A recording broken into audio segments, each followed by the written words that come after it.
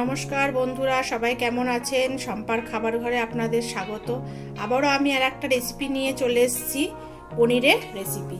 তা পনিরের রেসিপি করতে আমার কি কি লাগছে দেখুন। আমি এখানে পনির নিয়েছি 250 গ্রাম, গাজর নিয়েছি, গাজরটা আমি গোল গোল করে কেটেছি, আর ক্যাপসিকাম নিয়েছি, আদা বাটা, জিরের গুঁড়ো, ধনের গুঁড়ো, নুন আর গোটা জিরে, আমি একটু এখানে ঘি নিয়েছি।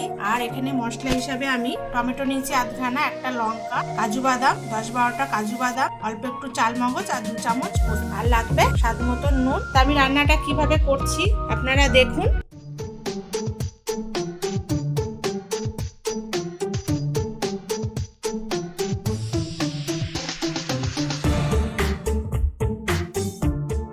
রান্নাটা আমি শুরু করছি। কড়াইতে আমি সাদা তেল দিলাম আর অল্প একটু ঘি দিয়ে আমি পনিরটা একটু হালকা করে ভেজে নেব।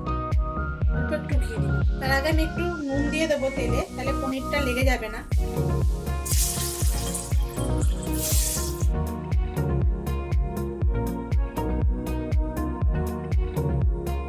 পনিরটা আমি হালকা করে ভাজবো, বেশি কড়া করে ভাজবো না, তাহলে পনির শক্ত হয়ে যায়।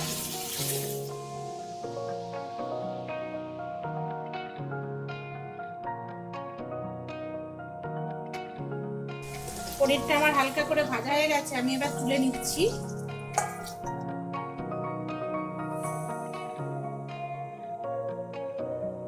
আমি এই তেলের মধ্যেই গাজর দিয়ে দিলাম। গাজরটা একটু হালকা ভাজা ভাজা হলে আমি ক্যাপসিকামটা দেব। গাজরটা আমার হালকা ভাজা হয়ে গেছে, আমি এবার ক্যাপসিকামটা দিয়ে দিচ্ছি।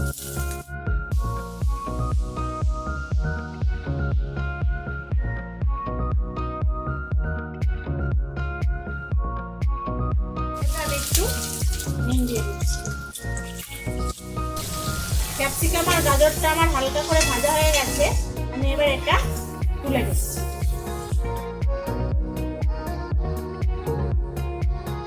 কড়াইতে এবার আমি একটু সাদা তেল দিলাম, অল্প দেব। এর মধ্যে দিলাম তেজপাতা, 2টো এলাচ, 2টো লবঙ্গ, একটু দারচিনি। এটা আমি 10 সেকেন্ড মতন ফ্রাই করব। কাজু, চালমগজ, টমেটো আর পোস্ত বাটাটা দিয়ে দেবো, যেটা পেস্ট করে রেখেছিলাম।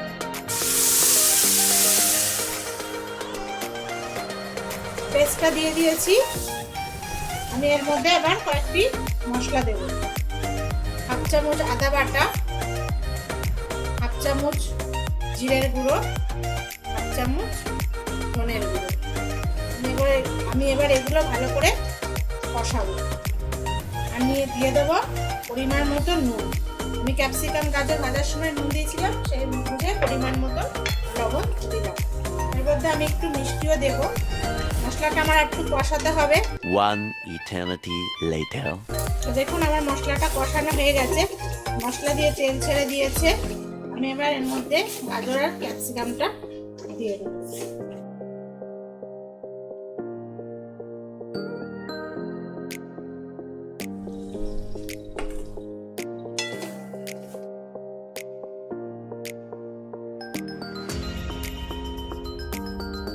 ক্যাপসিকামটা দিয়ে আমি ভালো করে কষিয়ে নিয়েছি।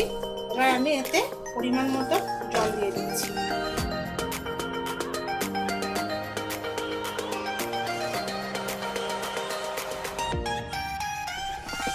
1 মিনিট মতো এটা হোক আমার।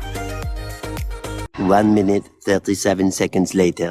গাজর আর ক্যাপসিকামটা সেদ্ধ হয়ে গেছে, আমি এর মধ্যে পনিরটা দিয়ে দেবো।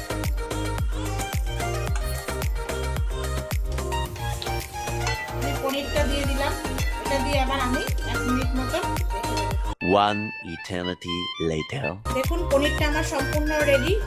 এভাবে আপনারা নিরামিষের দিনে পনির বানিয়ে খান, খুব ভালো লাগবে আশা করি। খুব স্বাস্থ্যকর রেসিপি, সবারই খুব ভালো লাগবে।